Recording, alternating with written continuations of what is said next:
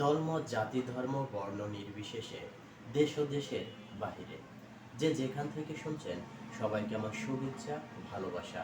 দর্শক, আজকে আমি কথা বলবো সংবিধান পরিবর্তনের জন্য অন্তর্বর্তীকালীন সরকারের দ্বিতীয়বার নিয়োগ দেওয়া অধ্যাপক আলী রিয়াজকে নিয়ে। কে এই আলী রিয়াজ? চলুন আমরা এই আলী রিয়াজের পরিচয়টা জেনে নিই। আলী রিয়াজ একজন বাংলাদেশি মার্কিন যৌথ নাগরিকত্বের অধিকারী রাষ্ট্রবিজ্ঞানী ও লেখক।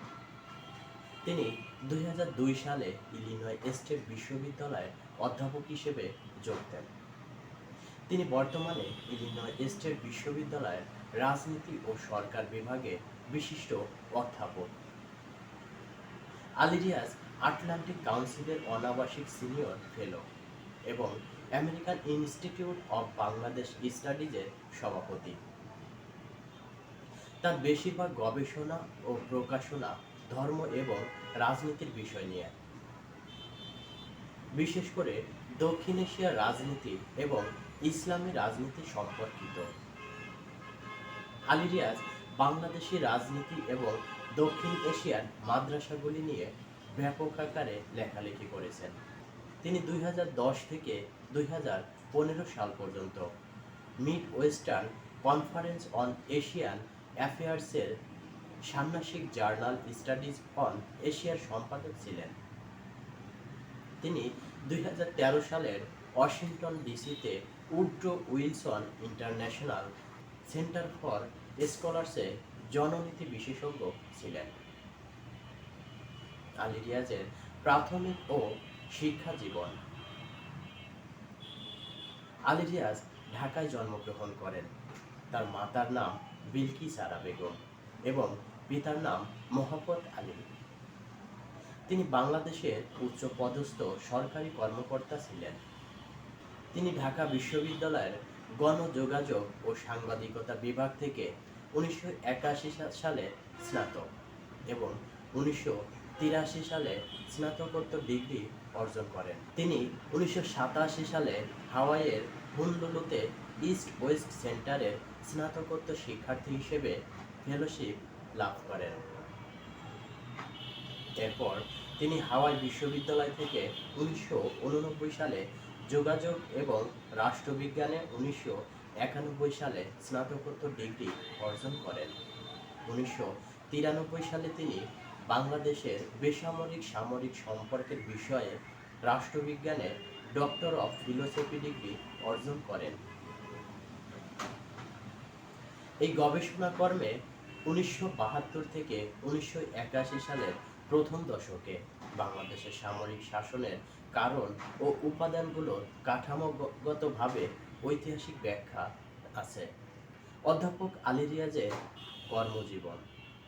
আলী রিয়াজ ১৯৮৪ সালে ঢাকা বিশ্ববিদ্যালয়ের গণযোগাযোগ ও সাংবাদিকতা বিভাগে প্রভাষক হিসেবে কর্মজীবন শুরু করেন, যেখানে তিনি ১৯৮৭ সাল পর্যন্ত দায়িত্ব পালন করেছিলেন।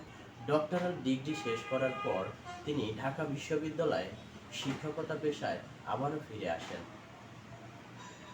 ১৯৯৪ সালে তিনি সিঙ্গাপুরে দক্ষিণ পূর্ব Asia institute of south east Asia স্টাডিজের দক্ষিণ এশিয়া ফিলোসফি পান, যেখানে তিনি সিঙ্গাপুর এবং মালয়েশিয়ার অর্থনৈতিক বিকাশে টেলিযোগাযোগের ভূমিকা নিয়ে গবেষণা করেছিলেন। ১৯৯৫ সাল থেকে ২০০০ সালের মধ্যে তিনি লন্ডনে বিবিসি ওয়ার্ল্ড সার্ভিসের সিনিয়র ব্রডকাস্ট সাংবাদিক হিসাবে দায়িত্ব পালন করেন। পরে তিনি ইংল্যান্ডের লিঙ্কন বিশ্ববিদ্যালয়, আমেরিকার দক্ষিণ ক্যারোলিনার ক্লাফলিন বিশ্ববিদ্যালয় এবং ২০০২ সালে ইলিনয় স্টেট ইউনিভার্সিটিতে রাজনীতি ও সরকার বিভাগে যোগদান করেন। ২০০৮ সালে তিনি অধ্যাপক হয়েছিলেন এবং ২০১২ সালে তিনি ইউনিভার্সিটির প্রফেসর হিসেবে নিযুক্ত হন। তার বইগুলোতে রাজনৈতিক ইসলাম এবং বাংলাদেশে ইসলামপন্থী রাজনীতির উত্থান নিয়ে আলোচনা করা হয়েছে। তার বই গডস উইলিং ২০০৪ সালে প্রকাশিত হয় এবং Islamist militancy in Bangladesh A complex web, যেটা ২০০৮ সালে প্রকাশিত হয়। এমন একটি দেশের রূপান্তরকে কেন্দ্র করে এই বইটি প্রকাশিত হয়, যা একটি ধর্ম নিরপেক্ষ নীতির ভিত্তিতে প্রতিষ্ঠিত হয়েছিল, কিন্তু এক দশকেরও কম সময়কালে শতাব্দীর পুরনো ধর্মনিরপেক্ষতাবাদী ঐতিহ্যকে ত্যাগ করে এবং ইসলামকে রাষ্ট্রধর্ম হিসাবে গ্রহণ করে। বিশ্বের তৃতীয় বৃহত্তম মুসলিম সংখ্যাগরিষ্ঠ দেশের রাজনৈতিক কুশীলব তাদের কৌশল এবং ইসলামকে ব্যবহারের পদ্ধতিগুলি কিভাবে এবং কেন ইসলামপন্থী রাজনীতির আদর্শকে আবেদনময় করে এবং কিভাবে আভ্যন্তরীণ, আঞ্চলিক এবং আন্তর্জাতিক ঘটনা তার উপর প্রভাব ফেলে তা আলোচিত হয়েছে।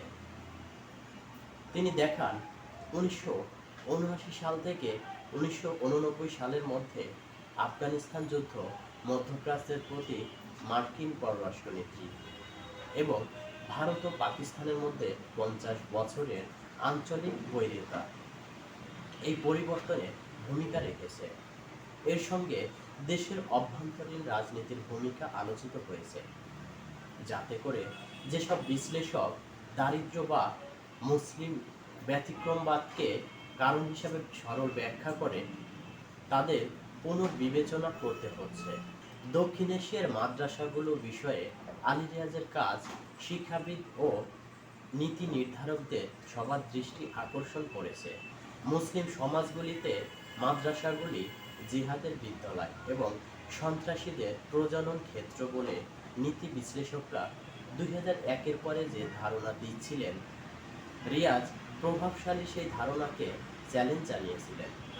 মার্কিন সরকারের বিভিন্ন ধরনের নীতি নির্ধারণী দলিলপত্রের আলোচনা করে তিনি দক্ষিণ এশীয় মাদ্রাসাগুলির প্রতি মার্কিন নীতির ত্রুটিগুলি তুলে ধরেন তার বইয়ে faithful education, Madrasa in south Asia. এই বইটিতে এই প্রতিষ্ঠানগুলির ইতিহাস, সমসাময়িক সমাজ ও রাজনীতিতে তাদের ভূমিকা এবং পাকিস্তান, ভারত ও বাংলাদেশ স্থানীয় জঙ্গিবাদ ও ট্রান্সন্যাশনাল সন্ত্রাসবাদের সাথে সম্পর্ক অনুসন্ধান করা হয়েছে। এই বইটিতে এইসব প্রতিষ্ঠানের ঐতিহাসিক এবং সমসাময়িক উভয় পাঠ্যক্রমের বিশ্লেষণ করা হয়েছে। সংস্কারের প্রয়োজনীয়তার উপরে গুরুত্বারোপের সাথে সাথে এই গবেষণাটিতে ভবিষ্যৎ প্রজন্মের জন্য এই প্রতিষ্ঠানগুলিকে প্রাসঙ্গিক করতে কিভাবে অগ্রসর হতে হবে এবং যুক্তরাষ্ট্র ও অন্যান্য দেশের নীতি নির্ধারকরা কি করতে পারে তার পরামর্শ দেওয়া হয়েছে। রিয়াজ রাষ্ট্র ও সমাজের মধ্যে সম্পর্ক নিয়েও অধ্যয়ন করেছেন এবং এ বিষয়ে ব্যাপকভাবে লিখেছেন। তার সহ-রচিত বই paradise lost, a state failure in Nepal, নেপালে এই সম্পর্ক নিরীক্ষা করে তার এই বইটি unfolding state, the transformation of Bangladesh, যেটা প্রকাশিত হয় 2006। প্রথম 25 বছরের সম্পর্কের কাঠামোগত রূপান্তর বিষয়ে আলোচনা করা হয় এই বই। প্যারাডাইস লস্ট দেখিয়েছে যে রাষ্ট্রের প্রকৃতি, রাষ্ট্র ও সমাজের মধ্যে বিভক্তি এবং নেপালের শাসক শ্রেণীর আদর্শিক আধিপত্যের অবসান এমন একটি পরিস্থিতি তৈরি করেছে যেখানে বিদ্যমান প্রাতিষ্ঠানিক কাঠামোগুলি এবং রাষ্ট্রটি দ্রুত ভেঙে পড়েছে। এই গবেষণায় সমাজে অসন্তোষ তৈরি এবং শক্তিশালী রাজনৈতিক শক্তি হিসেবে মাওবাদীদের উত্থানের জাতিসত্তা, আত্মপরিচয় এবং বঞ্চনার ভূমিকাকে বিশ্লেষণ করা হয়েছে। ইংরেজিতে 1 ডজনেরও বেশি বইয়ের পাশাপাশি তিনি বাংলা ভাষায় 10টি বই রচনা করেছেন। 2010 সাল থেকে রিয়াজ প্রতি মাসে শীর্ষ স্থানীয় বাংলাদেশি দৈনিক পত্রিকা প্রথম আলো, দ্য ডেইলি স্টারে বাংলা ও ইংরেজি ভাষায় নিয়মিতভাবে লেখেন। বিবিসি বাংলা, আল জাজিরার বাংলা বিভাগ, ডয়েচে ভেলে রেডিও, জুরিকের আন্তর্জাতিক সম্পর্ক ও নিরাপত্তা নেটওয়ার্ক ISN এর মতো আন্তর্জাতিক গণমাধ্যমে তার প্রায়শই সাক্ষাৎকার দেওয়া হয়। তিনি বিভিন্ন আন্তর্জাতিক সংস্থার যেমন সামাজিক বিজ্ঞান গবেষণা council, Woodrow Wilson International Center for Scholars, United Nation Development Programme, যুক্তরাজ্যের ডিএফআইডি, ইউএসএআইডি, ফিনিশ পররাষ্ট্র মন্ত্রণালয় এবং ব্যাটেলসম্যান ফাউন্ডেশন জার্মানি এর পরামর্শদাতা হিসেবেও দায়িত্ব পালন করেছেন। আলী রিয়াজ বিশেষজ্ঞ হিসেবে সাক্ষ্য দেওয়ার জন্য যুক্তরাষ্ট্রের কংগ্রেসের কমিশনে সাক্ষ্য দিয়েছেন। 2014 সালের জানুয়ারিতে নির্ধারিত বাংলাদেশ নির্বাচনকে ঘিরে রাজনৈতিক গোলযোগের বিষয়ে রিয়াজ 20 নভেম্বর 2013-তে এশিয়া ও প্রশান্ত মহাসাগরীয় হাউস সাবকমিটির সামনে সাক্ষ্য দেন। তিনি 29 এপ্রিল 2015 আবারও এশিয়া এবং প্রশান্ত মহাসাগরের হাউস সাবকমিটির সামনে সাক্ষ্য দেন। অধ্যাপক আলী রিয়াজের ব্যক্তিগত জীবন। অধ্যাপক আলী রিয়াজ তার স্ত্রী শেগুপ্তা জাবিন এবং তাদের একমাত্র কন্যা ইলা শ্রুতি সহ ইলিনয় রাজ্যের নরমান শহরে বাস করেন। প্রিয় দর্শক, এই হচ্ছে অধ্যাপক আলী রিয়াজের ব্যক্তিগত, সামাজিক এবং কর্মজীবন।